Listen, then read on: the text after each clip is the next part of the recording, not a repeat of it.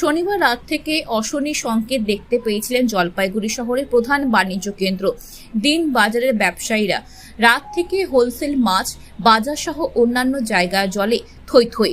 রবিবার সপ্তাহের মূল ব্যবসার দিন, আর এমনই দিনে কার্যত করলা নদীর জলে ডুবে রয়েছে বাজার।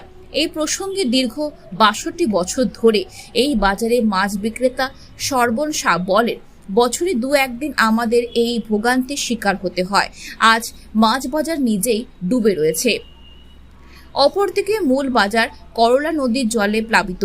এদিকে রবিবার দিনে সরগম হয় মাছ বাজার, ভিড় থাকে ক্রেতাদের। আর এই দিনেই যদি দোকান করা না যায় তাহলে কি করে চলবে? অগত্যা দিন বাজারে সংলগ্ন করলা নদীর সেতুর ওপরে মাছ নিয়ে বসেছি, এমনটা জানালেন অপর এক মাছ বিক্রেতা জয়দেব দেবনাথ। রবিবার সকালে এক অদ্ভুত দৃশ্য।